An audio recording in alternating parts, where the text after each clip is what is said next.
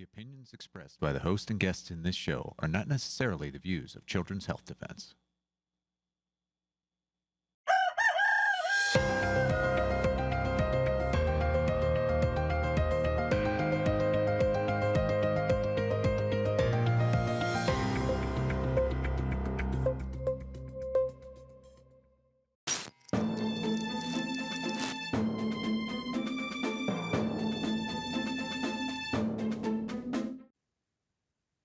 Ladies and gentlemen, welcome to Financial Rebellion. We are going to talk about the digital control grid and whether or not your money's going to work for you or whether you're going to work for your money. And first, we're going to talk about what's going on and then what you can do about it. Our goal with this show is to make sure you can take action. Reinette and Carolyn, welcome. So we've discussed this before, but I just gave a speech in Silicon Valley to the Liberty Forum of Silicon Valley. It's a wonderful group of people. If you are out in Silicon Valley, you definitely want to be a member. I gave a presentation and then had a discussion with our team about a briefing we're doing next week called Putting Guardrails on Programmable Money is Important and Urgent. And what I keep finding is people don't understand that this is important and urgent. You know, that the control grid is moving in.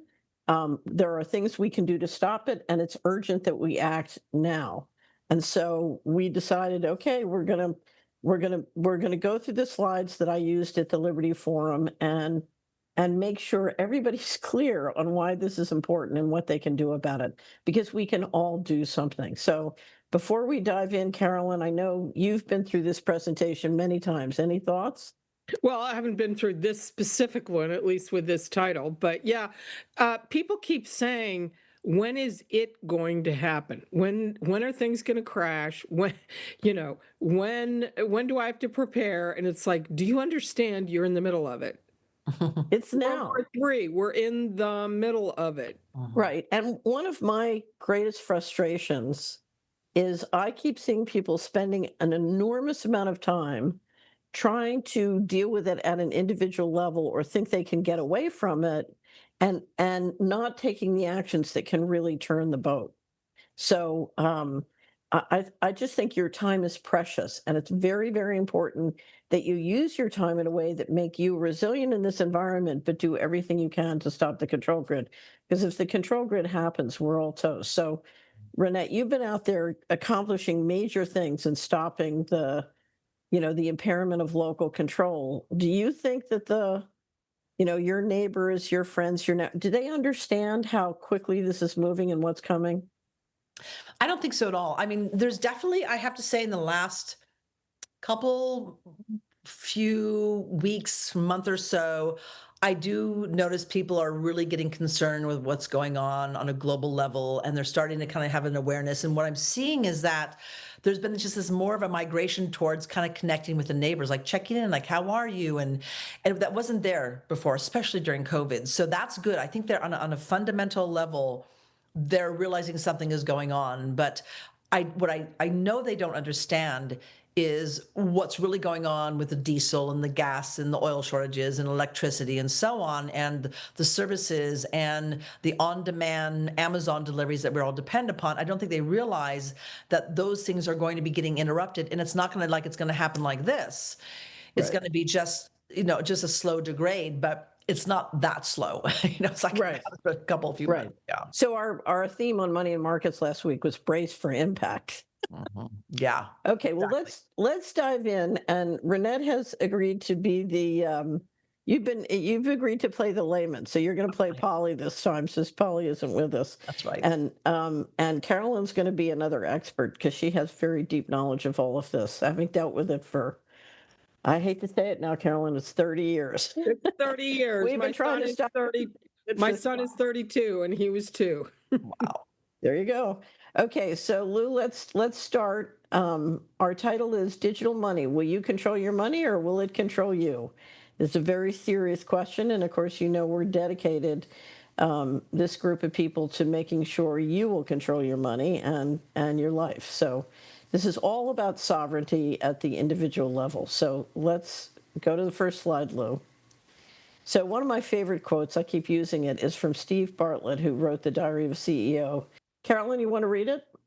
Yes. If you want long term success in business, relationships, and life, you have to get better at accepting uncomfortable truths as fast as possible. When you refuse to accept an uncomfortable truth, you're choosing to accept an uncomfortable future. Yeah, so our goal in the first part, where we're going to talk about the digital control grid moving in, is to make sure that you have a comfortable future, that you take action, and take action that will help not just you, but all of us collectively. So Carolyn and I have covered on Financial Rebellion many, many times what I call the financial coup. A process began in the 90s where the US government started to run significantly outside the laws related to financial management.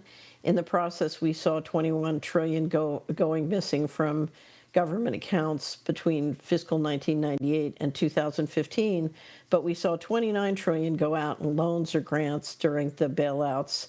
And then during the COVID, we saw $5 trillion or $6 trillion go out from the Fed. Main Street got shut down. Wall Street picked up trillions of dollars and was able to plunder and buy assets cheap. So if you look at just adding these up without quantitative easing, which could add even more, we've got 29 plus 21 trillion plus 5 trillion. I call that a financial coup. So when people say, well, the government has too much debt, or the government is financially weak, and it's a problem of too much debt. No, it's a problem of a bank robbery. We're looking at a financial coup, and at the heart of that financial coup is the fact that the bankers which took essentially, if you look at the institution of the Federal Reserve in 1913, or legislation in 1913, Operation 1914, the bankers assumed control of monetary policy. So if you read the Constitution, both the Congress and the executive branch control monetary and fiscal, but the bankers took control of monetary policy, and the goal of the financial coup, which we'll go into during this presentation, is to also assume using digital technology control of fiscal policy as well, which means replacing the legislative and executive branch in terms of authority and power by the banking and financial system. And that's something that we believe is very unhealthy and we don't want to see, and could completely impair freedom and get your digital money controlling you instead of working for you. One of the things that happened after pressure was brought on the government to explain where the $21 trillion went is in 2018, the US government, the Congress, both House and Senate, Republican and Democrat, agreed to a policy that's, we're looking at a publication of it up here, Federal Financial Accounting Standards Statement 56. So I call it FASB 56. And basically what they said is the US government, a secret group of people by a secret process, could move out of the financial statements a secret amount of money. And that would apply not just to the 24 covered agencies, but to 150 plus governmental entities. And when you roll in the classification and national security laws, that includes the major banks and defense contractors running the U.S. government. At this point, the U.S. government is not run by civil service. It's at this point, it's primarily run by, or highly dependent on, corporate contractors and banks. And this policy, I believe, was essential to what happened the following year. If you look on the right, it's our presentation on the going direct reset. Every 80 to 120 years, the central bankers do a reset, and we are in a reset. They reviewed a plan prepared by a group of central bankers through the BlackRock Investment Institute called the Going Direct Reset. And that reset is underway. A lot of people have heard the WEF talk about the Great Reset, which I think is sort of a marketing designed to market the Going Direct Reset. But what you're talking about is a radical, or the consolidation of the financial coup into radical change in the financial system. So any questions before we go on? Well, the only question I really have is when you talk about how they're off the books, is there any way at all at this moment and level to get some transparency and accountability at all? I mean, you can get transparency about what they are reporting. So there is some disclosure of some of the activities of government, and okay. that's useful. there's a great article that Carolyn wrote with me called Caveat Emptor, and it's up at Solari. All of our information on the missing money is missingmoney.solari.com, and you can find Caveat Emptor there or at solari.com. And it talks about what does it mean when essentially all the financial disclosure for the majority of securities in the stock and bond markets is secret. I mean, you don't know what it means. When I look at a financial statement for one of the big banks or contractors working for the US government, I have no idea what it means because I know they have the power to remove materials from it. They have the power to not comply with SEC regulations if the National Intelligence Director gives them away. I have no idea what they mean, right? And so markets depend on disclosure, and if you can't trust the disclosure, we really are in never never land. And here's the reality. I believe,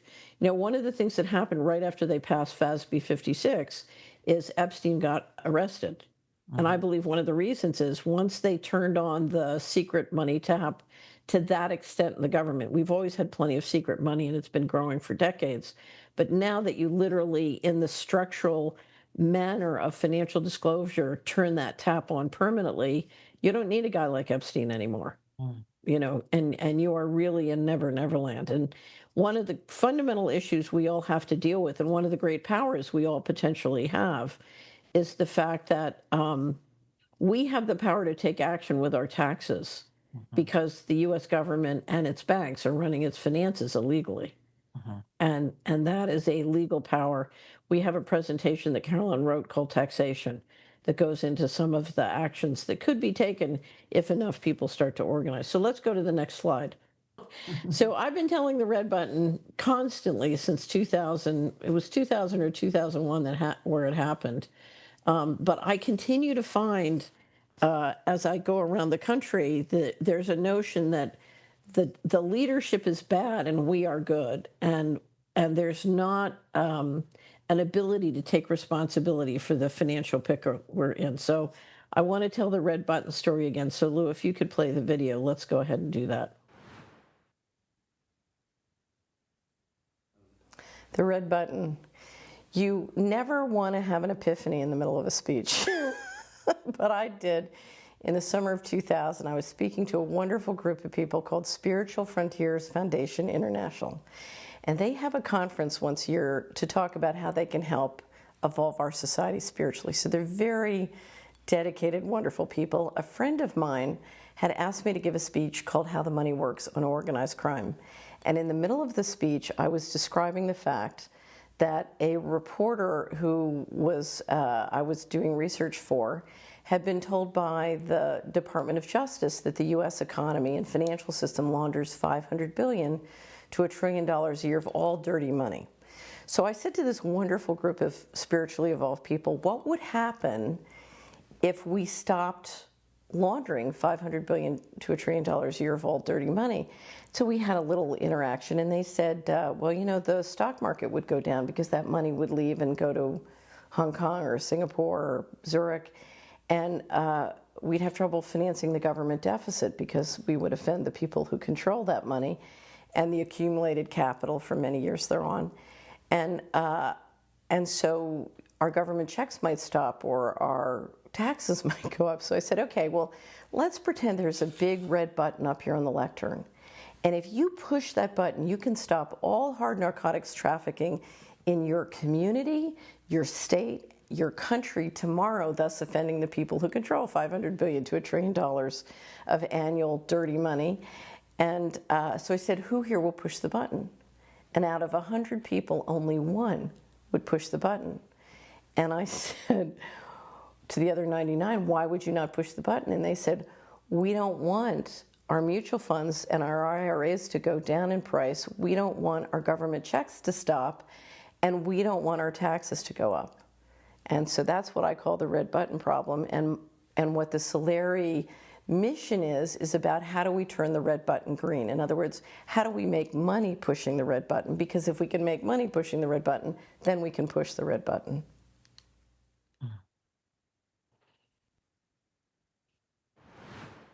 So, in fact, the heart of pushing the red button or turning it green is to go local. because local is where there are fantastic opportunities if we can re-engineer. Okay, one of the things that has held back true reform is the red button and people's desire to not hiccup the cash flows. But another thing that's really held back is what I call neurowarfare. So there are many different things to persuade people to take action in a way that's bad for them. We have disinformation, we have propaganda, we have all sorts of political pressures brought to bear. But another thing we have is neurowarfare, and it's one of the reasons in our show 2 weeks ago we talked about, getting children off the screen and the importance of getting off the screen. One of the reasons is neurowarfare. We have a wealth of material at Solari, and I would encourage everybody to use it and use it so that you make sure you protect yourself and your family against the neurowarfare that's happening. Next slide. We also have a series called Cognitive Liberty by Josh Stallman, which is excellent, which tries to integrate all the different forms of manipulation, whether it's, again, disinformation, propaganda, neurowarfare, all of it, and how you see it, how you understand it, how you understand the history of it, and then how you protect yourself. And again, if you're going to be taking action, I think it's critical that you want your mind to be clear and you're able to make intelligent decisions for what's in your best interest as opposed to being manipulated. Okay, so this is one that we've all seen before. If you think of a herd of livestock who's had 3 corrals put up, and they haven't noticed those corrals because it doesn't go into effect as a control grid until you put the fourth side of the corral up. But I want to just show all the different things that are being built to build the control grid. So we have the digital ID, we have smartphones, smart cities, the telecommunications and surveillance that Reinette has been briefing us on. We have social media, we have the neurological weaponry, QR codes, which Polly talks about a lot. We have digital elections and manipulation of elections. Now we have AI, digital IDs, and programmable money. All these different things individually are presented to people as things that make life convenient.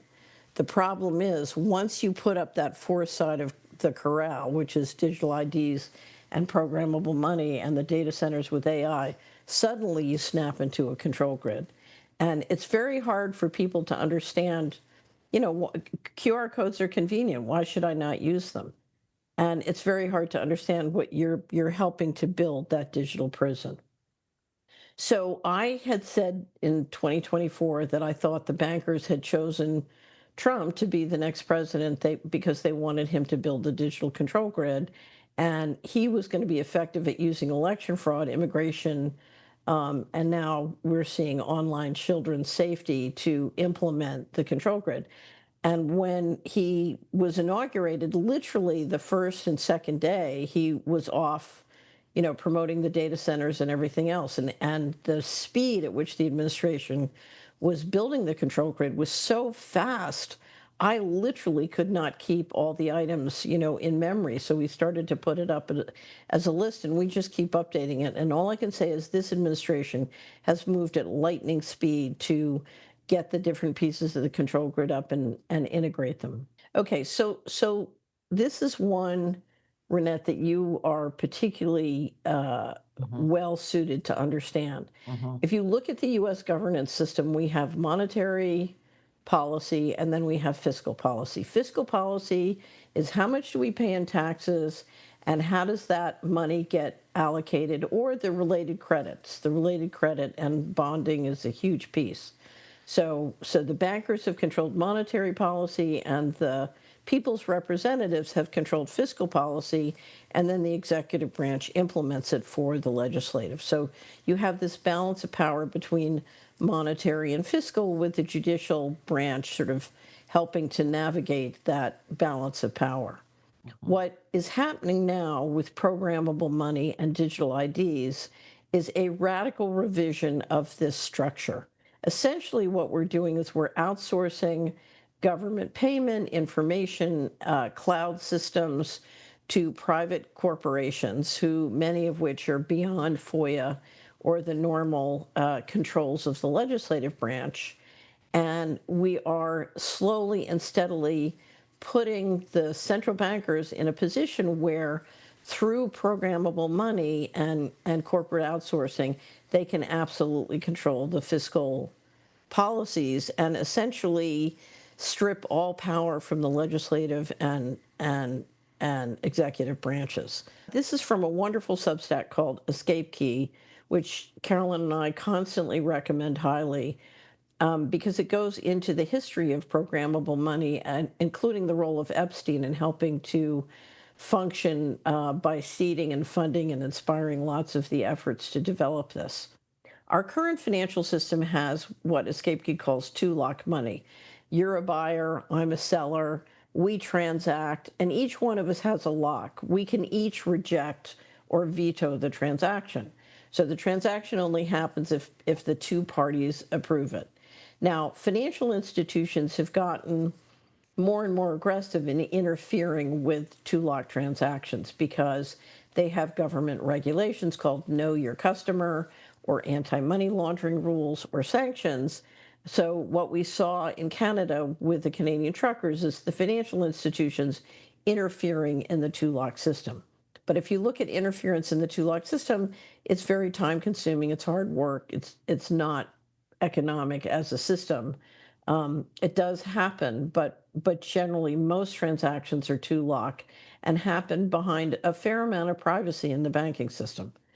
Okay, so let's look at three-lock money. And if you look at what is happening in the United States around the world, there is an effort to move us into three-lock money. There's a buyer and there's a seller, but now in the middle you have a dynamic, complex algorithm, and essentially it's all of Mr. Global's rules, whether they're the UN Sustainable Development Goals, whether they're climate change, whether they're anti-money laundering, whether they're sanctions. And this, of course, requires an enormous infrastructure of surveillance and analytics.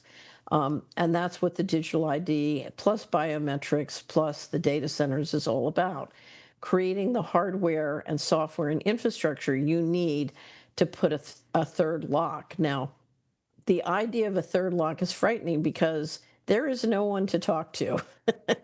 If your transaction gets frozen or you wake up and they say, okay, the only food you can eat is insect flowers or bioengineered, then your money will not work except for that kind of food. And this can be designed and evolved for each individual. In other words, once you have AI and software and hardware that can support this kind of system, literally the rules that apply to Carolyn can be different than the rules that apply to me, can be different than the rules apply to Reinette.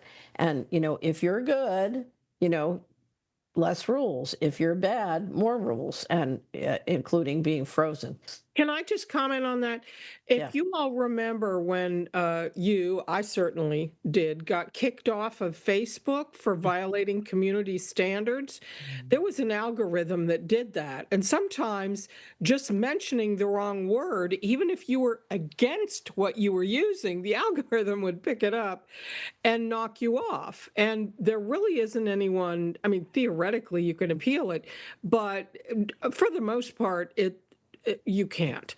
And so if you can imagine that applied to your money, I understand we talk about the social credit system in China, but I'm not sure we really understand it completely because they don't have the automatic algorithms doing that work. They have guys that work for the Communist Party who keep lists, and their lock is more of an I think it's less technocratic and more like a no-fly list.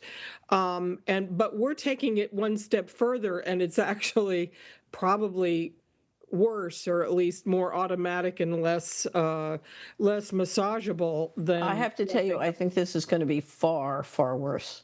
Yeah. I mean, if you look at the infrastructure they're building to do this, we're talking about, you're talking about a slavery system. is what you're talking about. And understand that what determines that goes into there as to you individually, remember the license plate reader, remember the information that you gave Amazon and all the online services and everything with all the apps that you have on your phone, and your agreement with Kroger that if you give them your telephone number, you get a discount. If you can imagine that all of that goes into one interconnected system, so anything on there can be coordinated with anything else on there to determine whether the lock goes on. Right, and that includes your digital phone and digital TV listening to everything you say and passing it on to third parties. Okay. Yes, and the recording in the exam room with your medical providers recording in the room, even when they forget to turn it off when they leave, and it goes. Yeah, welcome to the Truman Show. Yeah. Welcome to the Truman Show. So many of you have heard this, but I want to play it again because the central bankers have told you what they want and where they're going to go. And what is being described here in 59 seconds is assumption and control of fiscal policy by the central bankers. So go ahead and play Augustine Carson's in 2020 IMF panel explaining what they're going to do. Our analysis on CBDC, in particular for the use of general use, we tend to establish the equivalence with cash, and there is a huge difference there. For example, in cash, we don't know, for example, who's using a $100 bill today. We don't know who is using a 1,000 peso bill today. A key difference with the CBDC is that central bank will have absolute control on the rules and regulations that will determine the use of that expression of central bank liability. And also, we will have the technology to enforce that. Those two issues are extremely important, and that makes a huge difference with respect to what cash is. So what he's saying is the money in the banking system is not your money, it's their money. And they can make the rules on how you can use your money or their money, and they can enforce them centrally with technology. That's what they described. That is the central bankers taking control of fiscal policy. That is a coup d'etat. That is a fundamental change in our government system. Okay, so I'm going to run through the rest of the control grid ones quickly, and then we'll go to taking action and what you can do. When there was a huge debate about the digital ID in Britain, someone made this video to help you understand what it felt like to live in the world we're describing. So go ahead and play that one, Lou. Can I see your BRIC card, please? I don't have one. I don't have a smartphone. Can I get another pint, please? Sorry, sir. Your BRIC card says you've exceeded your alcohol quota for this week. Sorry, sir. Your BRIC card says you've already flown twice this year. We're having to restrict passengers with higher than average emissions profiles. Sorry, I'm afraid your funds have been temporarily frozen. Your recent social media post did not align with the government's narrative. Sorry, I'm afraid your BRIC card says you cannot purchase any more meat this week as part of our commitment to achieving net zero. I've just logged in using my BRIC card and it's saying I've already had 3 hours of internet today and it's locked me out. That's what it feels like. So the BIS, Augustine Carson's, who you just saw, was the head of the BIS in 2020. And the BIS has had a global network of partnerships around the world helping to bring in programmable money. CBDC is a form of programmable money run by central banks, but you can also have programmable money run by the banks that own the central banks, which is the construct we are proceeding with at the beginning in the United States. And remember, the goal here is not to stop CBDC, it's to stop programmable money. It's interesting. There's a congressman out arguing aggressively to stop CBDC and saying nothing about the fact that we're launching programmable money in the form of payment stablecoins and digital tokens. You know, and it's almost like a ruse to protect the programmable money that is rolling out. It's kind of scary. But anyway, what this shows is this is a global effort. And if you look at what the G20 meetings have indicated, everyone is on board to institute programmable money and digital ideas globally. So this is a global phenomena. It's happening all over the world, and it's not just in the United States. So And it's been going on for quite a while, and a lot was done during the COVID shutdowns when we weren't paying attention. There were all sorts of NGOs and BIS and all sorts of organizations internationally with people who were unelected meeting on how to do this. Well, it's interesting. If you listen to Reinette's stories of all the local hardware they were rolling out during COVID, it was the local hardware you needed to support and institute this system. And 5G. I mean, 5G is much better at surveilling than 4G. Right. I have a question for you. So in order to roll this out, I would think that every state has to participate. So really, one of the strengths we would have, am I correct to assume this, is state legislators saying no to this, right? So absolutely. If you have a patchwork, well, but it does it work because the argument is the federal preemption, and they're trying to institute federal preemption, or taking the position that federal law preempts, particularly on so-called national security issues. So yes, it would be nice, and some states have tried to take steps in that direction, and that's what we're working on. But the fear is that there will be federal preemption in terms of some of the things that you're trying to do. So we prepared a major study what states can do to stop the coup.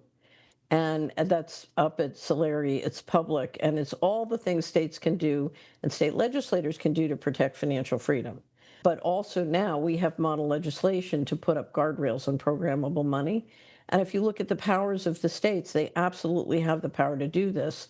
One of the challenges is best described by an Idaho legislator who said, he said, the problem is every year we send $1 to Washington, and every year we get $1.19 back.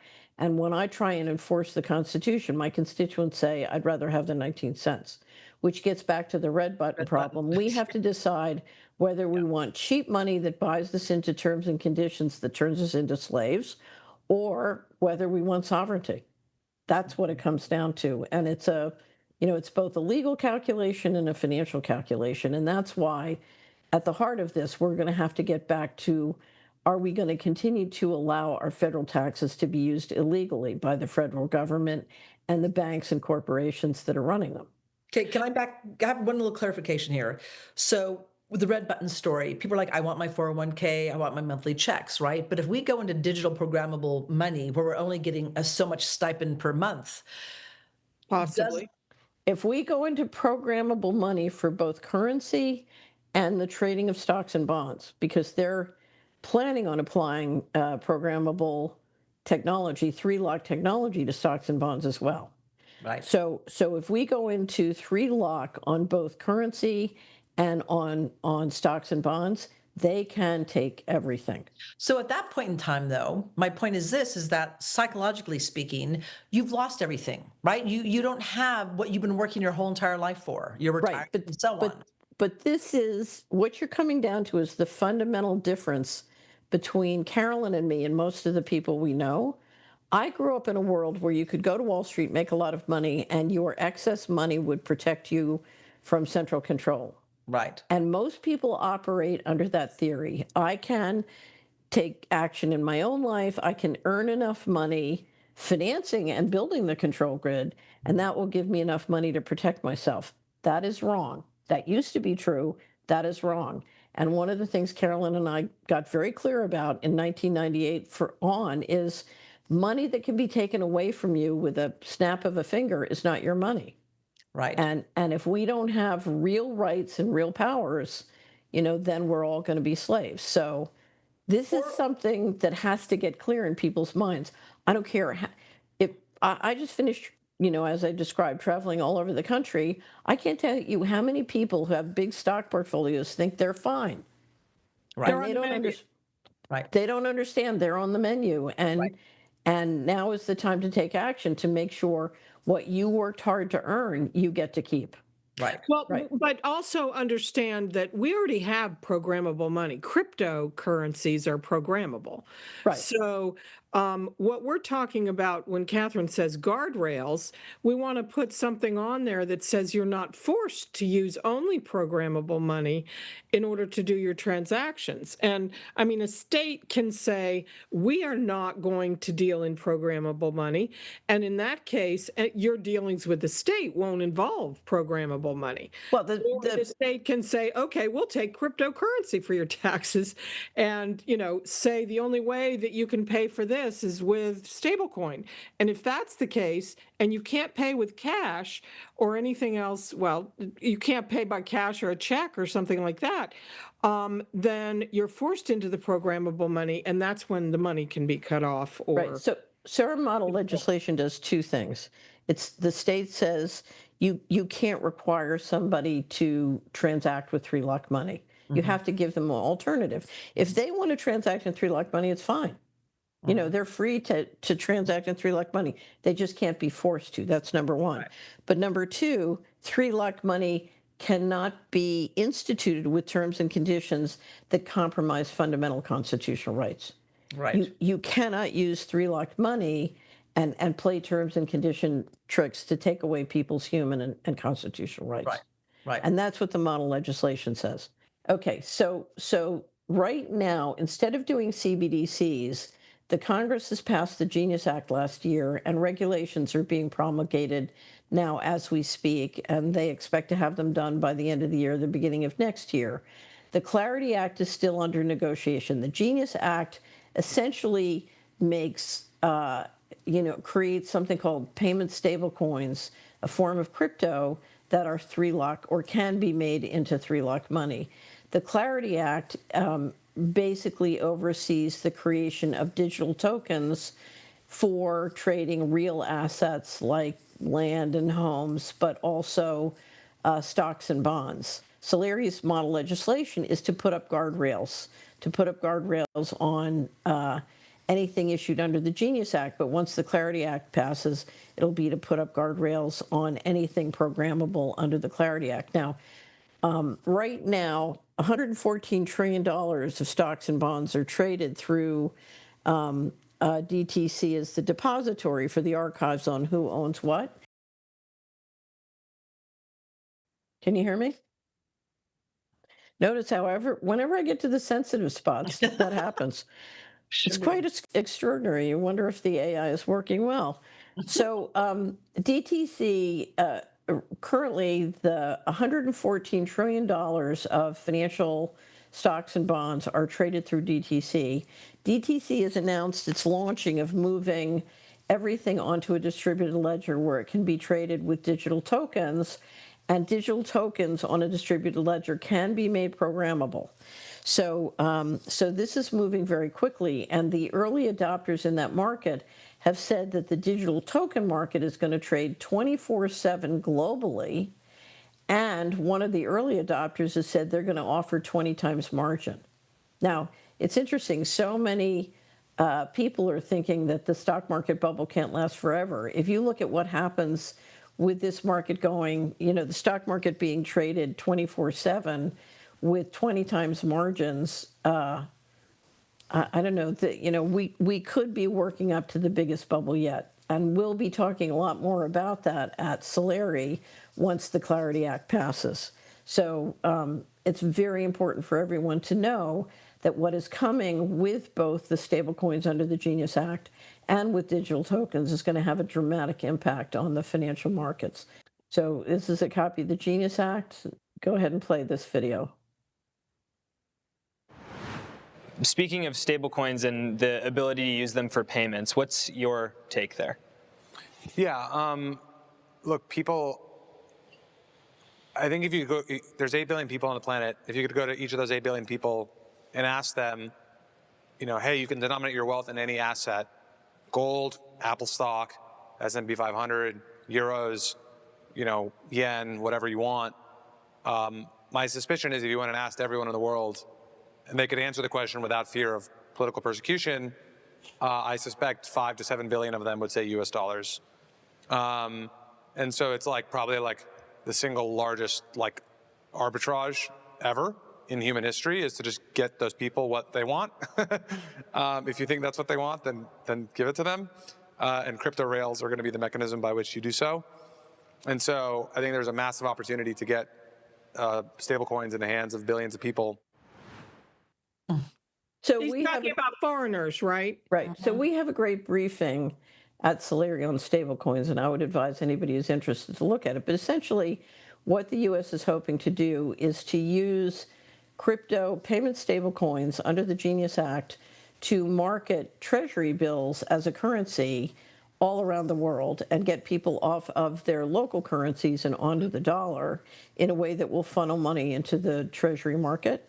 And this will include Main Street in the United States to get people out of their local banking systems and into funneling their money through the crypto rails into treasury bills and to keep the dollar dominance going. And it's an extraordinary centralization of currency all around the world into essentially the U.S. market and financing this, I'll be blunt, the war machine.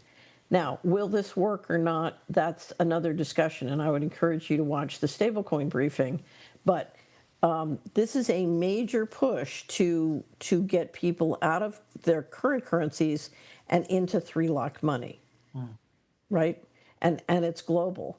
One of the most interesting headlines over the last 2 weeks we just covered in Money and Markets is the Iranians had said they want to control and have jurisdiction on the undersea cables in the Strait of Hormuz.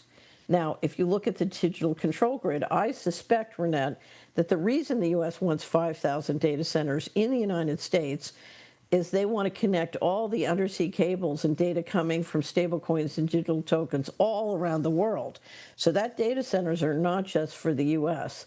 Those are data centers in the U.S. to be secure, managing programmable money that's going out and being pumped out all around the world. Wow. Right. That makes sense. Right. And that's why the fight, we have a great book review at Solari called Underground Empire that gets into how much of this, because it's both the undersea cables and the underground cables, as well as the satellites and the telecommunications infrastructure you know and love. So, and this is why the fight over the undersea cables is about to get very, very interesting. Okay, so this is the Clarity Act still being negotiated.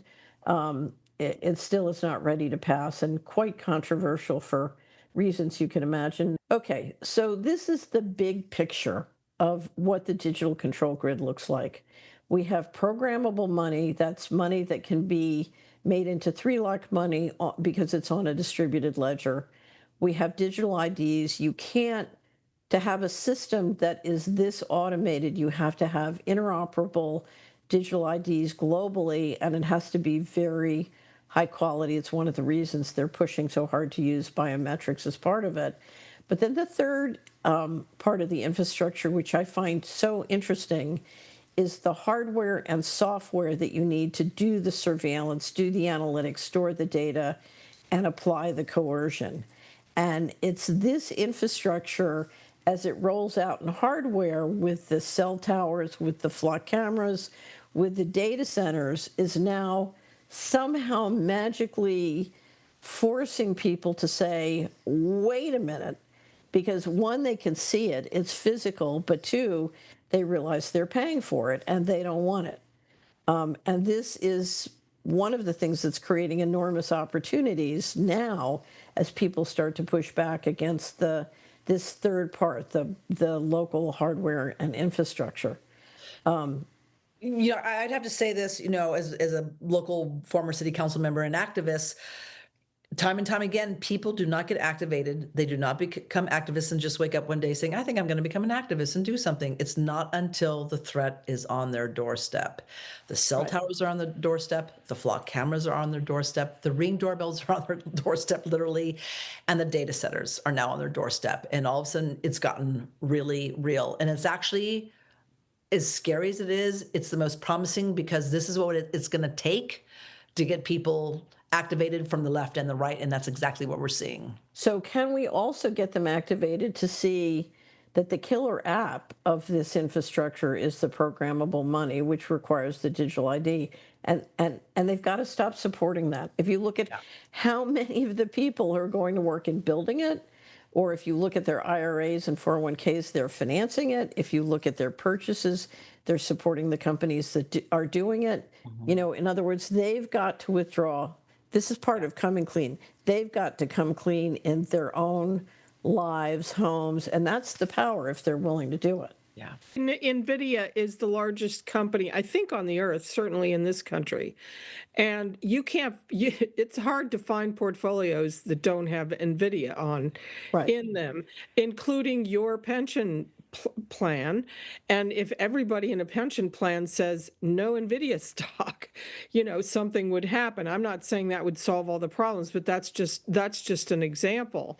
But you know, the fact that that's the largest company, and it's actually a big factor in where the stock market's going. The stock market the smaller companies are not what's making the stock market go up.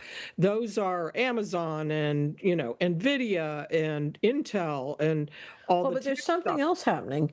You've seen state pension funds pour huge amounts of money into private equity. They are now taking huge losses on it. And that a lot of that private equity did huge destruction to the tax base of state after state after state. So it's our business to get in and say, if we're financing things that are not fundamentally productive, I don't care how much they generate in big fees liquidating the economy. You know, it's short-term profit and long-term pain. And you know, a lot of state pension funds are about to get hit very, very badly as a result of this. And coming clean, part of coming clean is doing things like asking where your church's endowment is invested.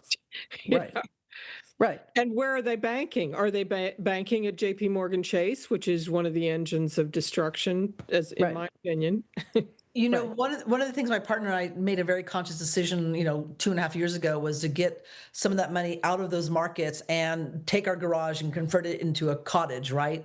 And there's a multitude of different things we can do it, long-term, short-term rentals, this and that. But we realized that we wanted to have producing assets that were tangible, physical.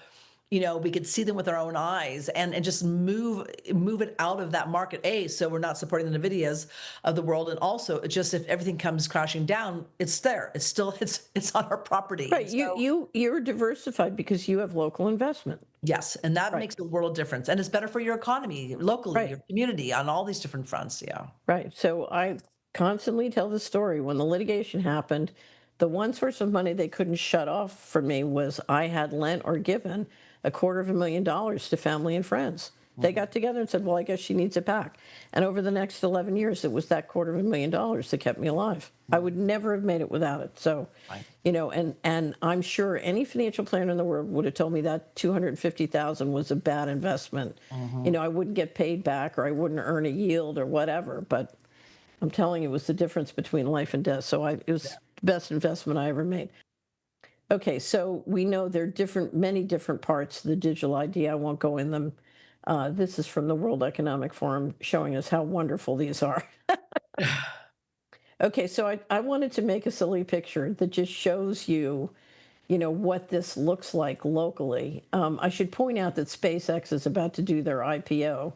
They're coming up to an IPO, so we'll all be able to read their prospectus and learn more about SpaceX. But what you've got is you've got the flock cameras, you've got the telecommunications happening, you've got municipal drones, you've got satellites, and you've got the data centers. This is all the hardware going in, and it's phenomenally expensive. You've got sensors going into everything. I didn't know if you've gotten briefings. We just did an interview with Dr. Robert Padfield that we'll publish next month on all the invasive surveillance and sensors and cameras in your new cars, along with the kill switch. I mean, it's incredible. It's gone from being a transportation device to basically a surveillance trap. Anyway, so we wanted to make a picture because you can see this going up all around you. And the frightening thing is we're paying for this. This is taxpayers' money that is financing a lot, if not all of this. There is a connection between this global war of sort of energy control and sabotage, because at the very heart of the The competition is what's your cost of labor, what's your cost of energy, and what's your cost of capital. And one of my concerns is that lockdowns that result from energy rationing, is going to facilitate making it easier to institute the control grid. And that's one of the things we have to protect against. So it's compromise of gas and oil facilities, but it's also trade bottlenecks. So we're watching, in the Straits of Malacca or the Straits of Hormuz or the Red Sea, we're seeing all sorts of competition over bottlenecking and controlling the trade routes. And of course, that is going to cause deglobalization. And we talked 2 weeks ago about the importance of building local resilience. And, it's local resilience that protects you from getting tricked into the control grid. Okay, my big concern with what's happening with the trade bottlenecks and the sabotage of energy is we usually see periods of global resets, like the reset we're in, where players with lots and lots of money take advantage of lower asset prices when the economy tanks.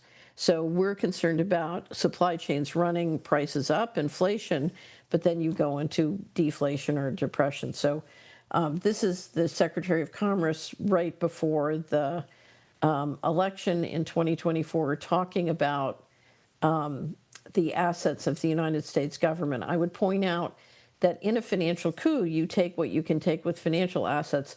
The United States government is far from broke. It has a balance sheet that owns tremendous amounts of land and minerals and resources on its balance sheet. It has, if you look at it on a basis of debt to equity, it does not have a lot of debt. And now it doesn't need that debt because we don't need a debt-based currency. That's another conversation. But let's just look at the Secretary of Commerce talking about the rich resources of the U.S. government. What is the balance sheet of the United States of America? What's everything we own and everything we have?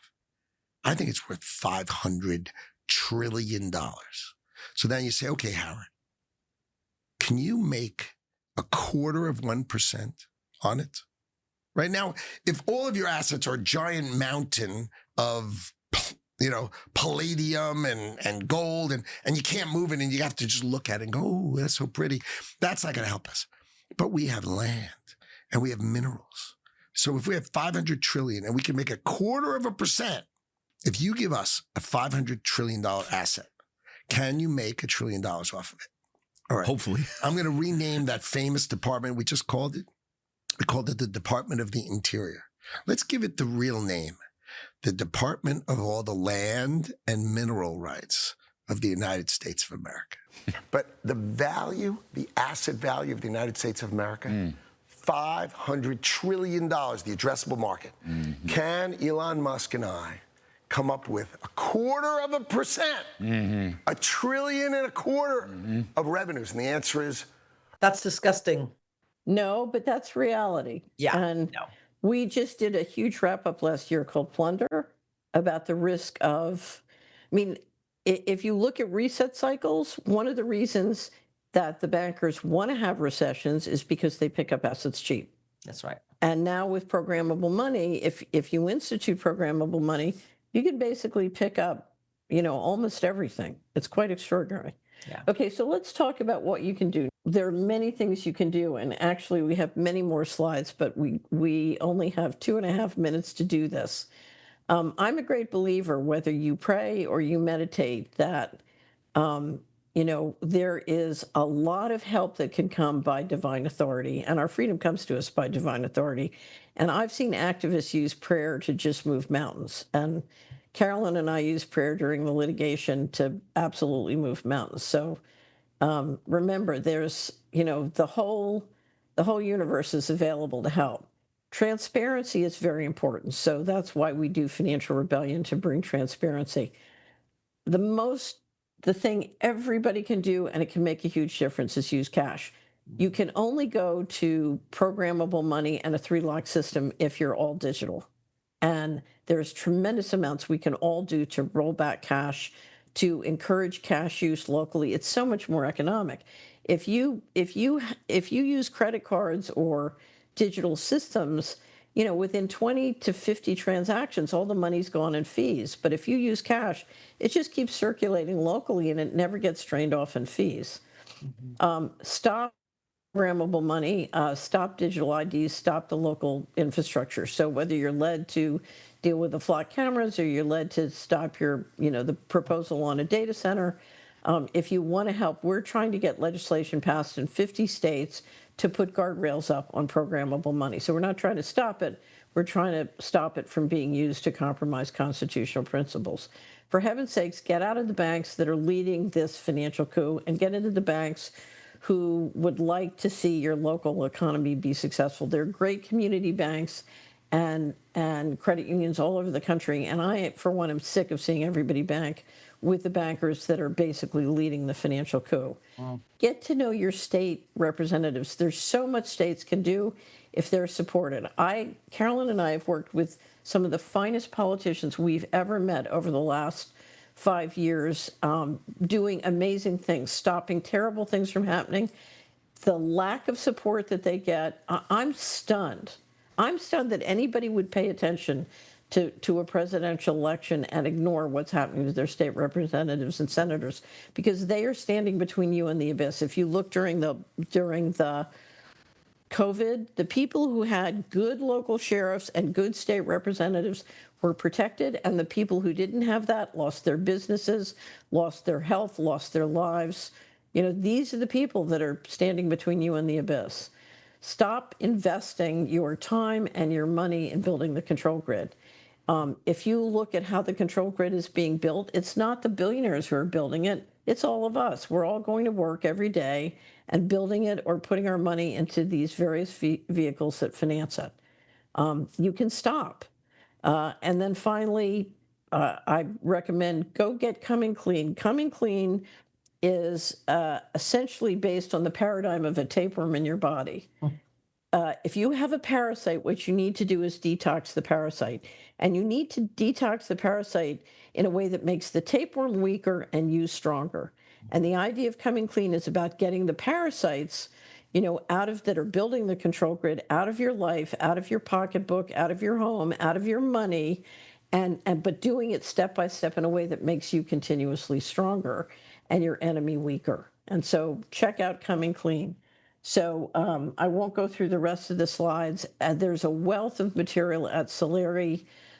If you look at all the action steps that CHD is taking on its website, or the action steps that Reinette is taking on her Substack, there is a wealth of information about how to take action at various points of this control grid. We're all taking action together to back it up, stop it. And the thing to remember is, number one, get off the couch and do that piece where you are led to peace, and be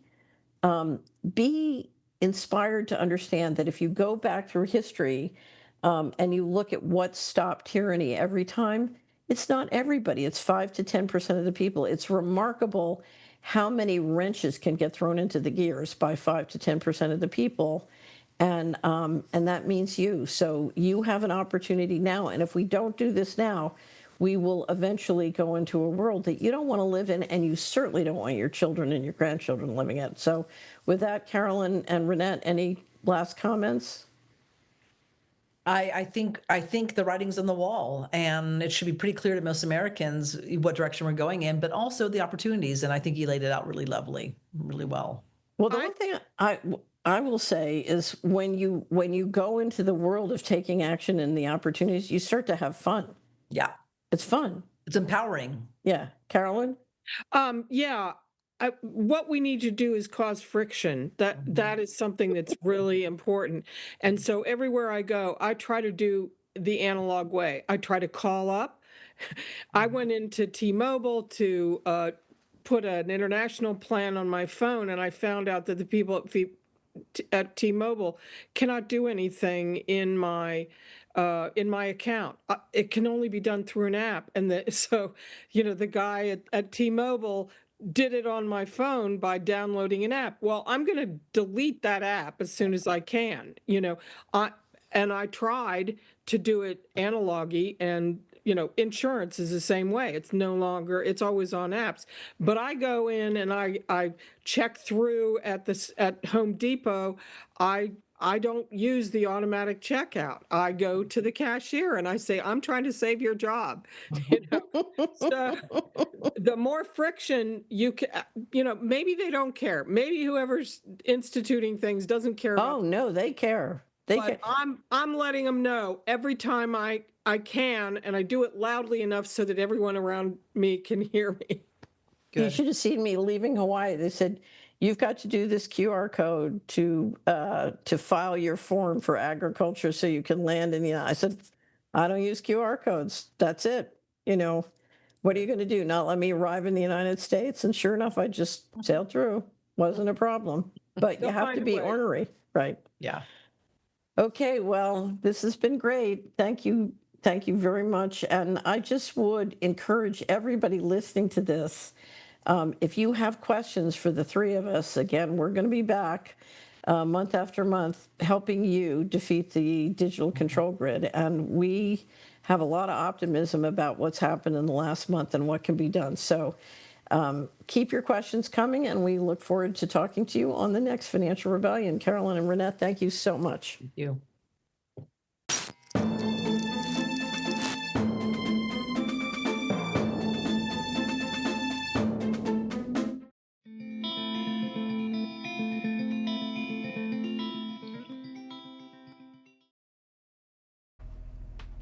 Okay, we're live.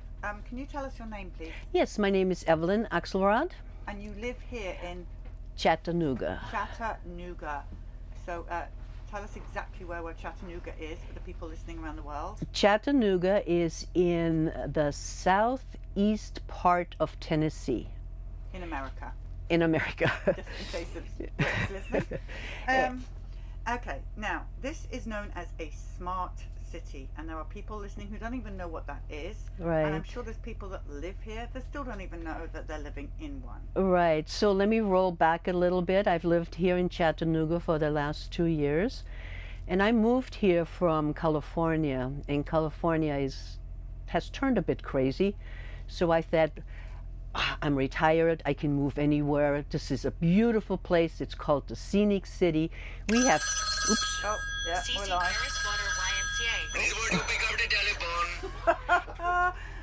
Hello, Sorry. This is live television. Coming straight to you. So let me roll back. I'm retired. I decided I would like to live in a quiet area. It's beautiful. It's a scenic city. We have rivers. We have mountains. We have waterways. It's absolutely gorgeous here. And after I moved here, about 3 months afterwards, I realized I saw this announcement that Chattanooga is a pilot city for the World Economic Forum's Smart City. So if you have, I've never heard of this before, so I started digging into it, and I found out that this is not something that just happened in the last year or two, or in the 3 months since after I'd moved here, but the plans had been laid for quite a while. Chattanooga is also known as the gig city. We have fiber optic cables. We have fiber optic for our communication everywhere to every house. So at my house, I get a gig of connectivity, which is, it's amazing as far as I'm concerned. No sitting there waiting for something to download. However, that was all in preparation of the surveillance part of becoming a smart city. So smart doesn't actually stand for like wise, or it's a good idea. It stands for surveillance, monitoring, auditing, reporting, and technology. So as you can see, surveillance is the first part of that smart, and part of why Chattanooga is so wired in is because it allows the surveillance that is happening. Surveillance via automated license plate readers that are installed on telephone poles and on poles around the city. surveillance through LiDAR, which is installed in the ground. The monitoring part, all that data has to go, it's just collected 24/7, 365 days. And that data is available, and what are they doing with it? We all know that we are the product, right? Our connectivity, whatever we do, is being captured. And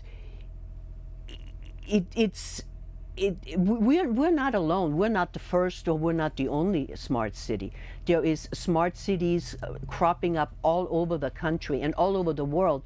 And in fact, when I started looking into it, I realized I saw a video about Oxford. And in Oxford, Oxford, England has already implemented it as of the latter part of last year. And essentially what it is, they had divided the city into like a pizza slice. Yeah, like a pizza into 6 slices, right? And you are allowed, if you're living in this slice, everything that you are needing supposedly is within this slice. 15 minutes. In that 15-minute city slice that you live in. Let's assume that your mom lives over here and you want to go visit her. You have 100 passes that allow you to drive your gas-powered vehicle. If you have an EV, an electric vehicle, you are exempt. But you have 100 times that you can go and visit your mom during the year. Or the other option that you have is you take your car, you drive up, you drive all the way around, and then you drive in. Now you're telling me how that saves the environment. I have a question. So how are they going to catch you if you decide you are going to do more than 100 visits to see your mum? How do they catch you? Cameras everywhere.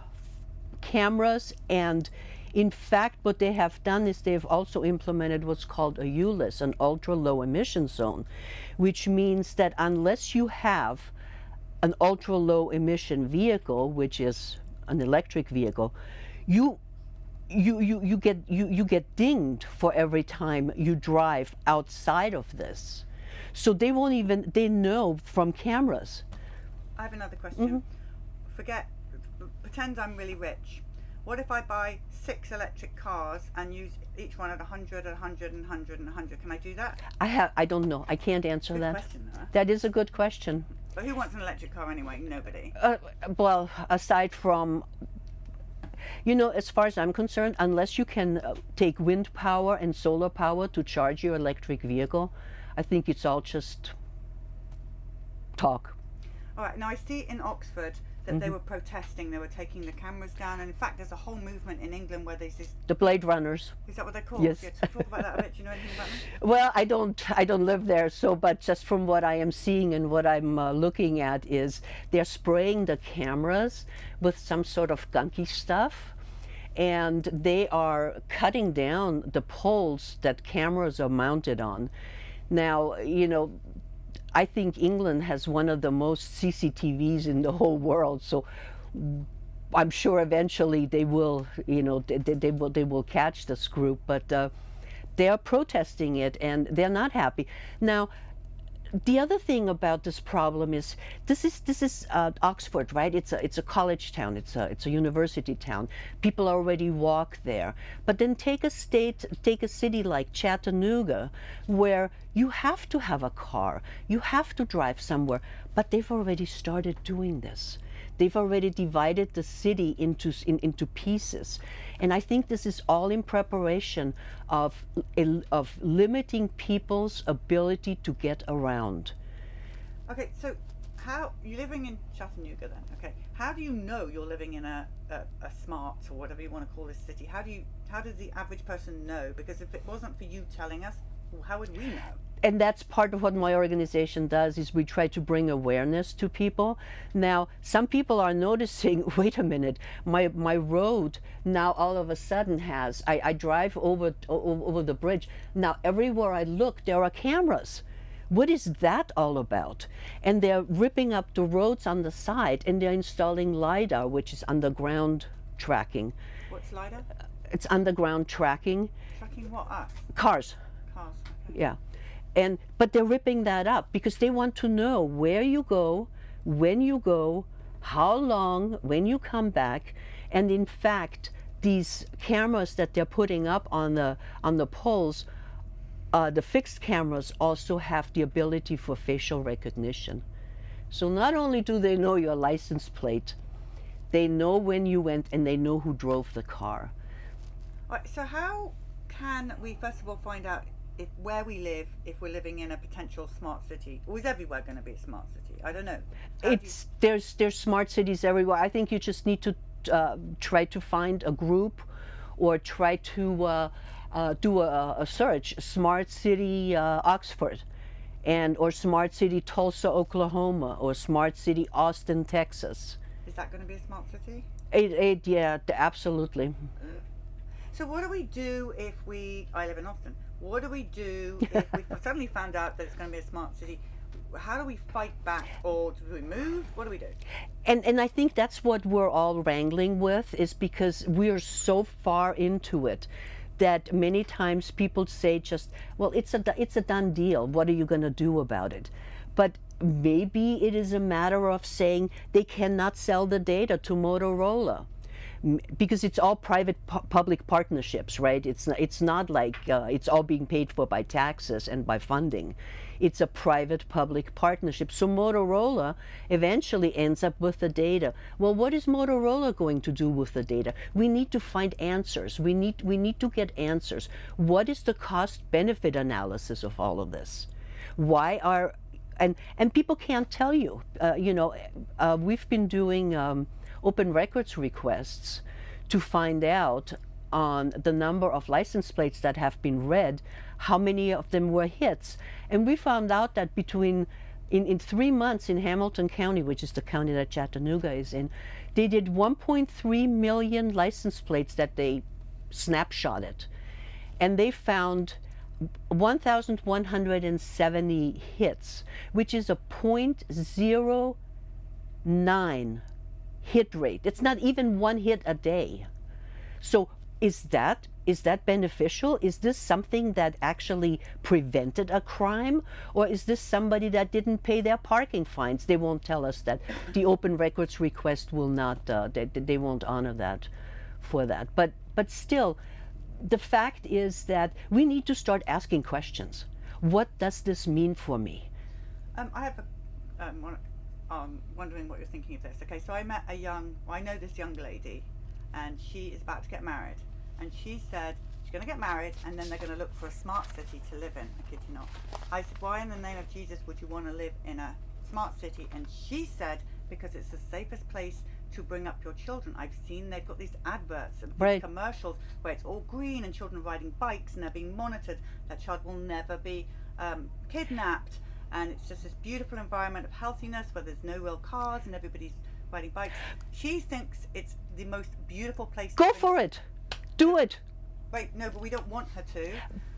We actually love this girl, but she doesn't understand. The point is that she doesn't understand that it's not. She doesn't understand. She's going to hand her children over to a government school.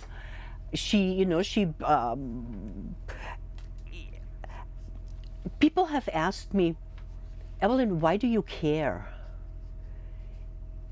And I have grandchildren. I do not want my grandchildren to grow up where.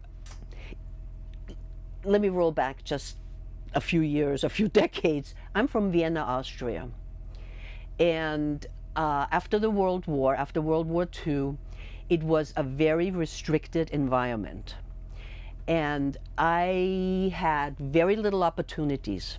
So I ran away when I was 19 years old, and I came to the United States because Austria is a socialist country. And as I said, I had very few opportunities. I saw the United States as the land of dream it, go and do it, and you've done it. And from my experience, I love this country. And I do not want to see it go the way a socialist country or a communist country is operating.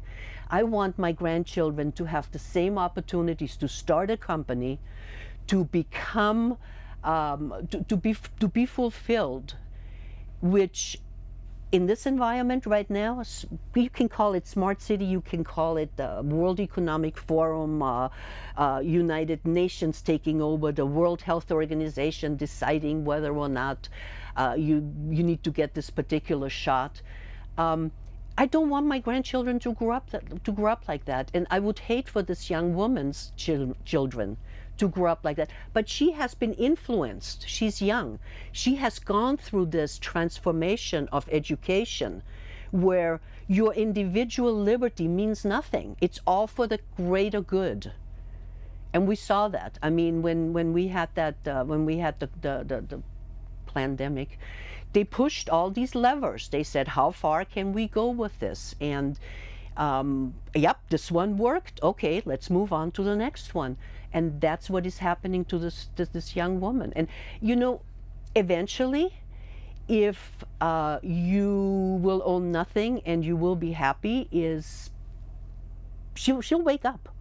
She will wake up when she has 3 pieces of clothing that she can buy a year, or when she is restricted with the amount of meat that she can buy in the supermarket because her retina imprint will not open up that door if she's already bought a pound of meat this week. This is fantastic what you're saying. I was giving thumbs up to our editors back here just to say that was just a fantastic thing, because I think what we need to do with people like this person, and there's a great many more like her, is show them what will happen if you comply, what your world will look like. They have no idea. No, and I've come from that world. Yeah. I've come from the world where you live in this housing because that's what they give you, and your taxes are like something like 60%. So why would you want to work? Everybody closed down at noon on Saturday because there was no incentive to stay open. If you needed a loaf of bread, you were out of luck until Monday morning. I didn't want to live that way. I knew and I saw that there was a different way of life.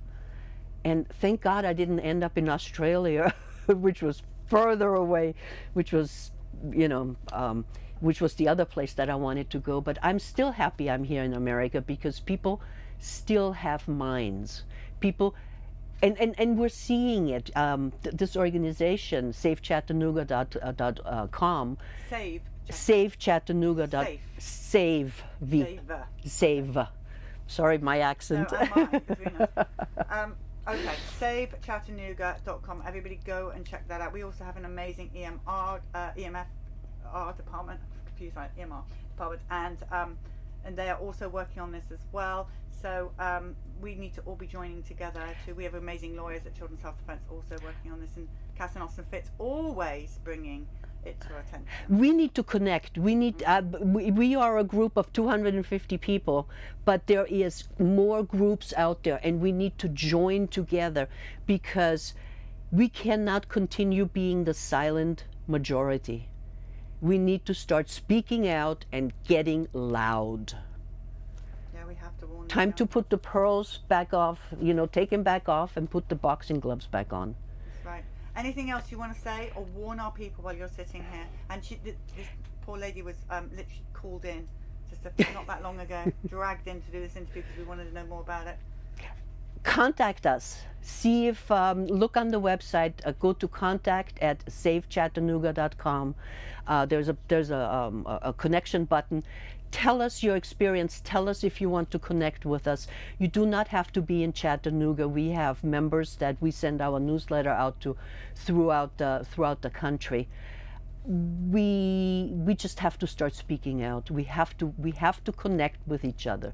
We are not individual pods. Because it's the beginning of slavery all over again, a different kind of format of it. But you know, you will be digital IDs.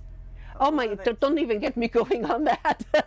And CDBCs, and I mean, it's like an octopus. When I walked in here, I said, you know, it's like an octopus. Every time you turn around, something else grabs you and says, you got to look into this. And then you just say, oh my God, this is actually starting to happen.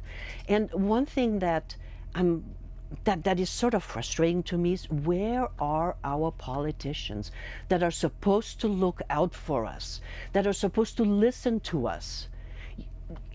I'm flabbergasted at the lack of, and then something does come up, and then wait a minute, don't look here, look over there, forget about it, it's already past tense. No, it is not. You know, things happen. We get outraged, and the politicians get outraged over something, and then nothing happens.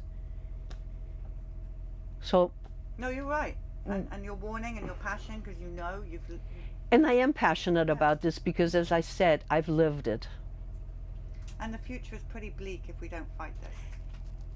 Not for me. I'm old. I'm talking about for my friends who think. For your friend, for her children, for my grandchildren, it's disheartening. It is. Anything else? Thank you for the opportunity to speak out. Thank you for educating us and warning us. Thank you. Thank you. This and all CHD TV programming is made possible by generous support from viewers like you. Please consider making a contribution today to keep our programming going strong. Thank you.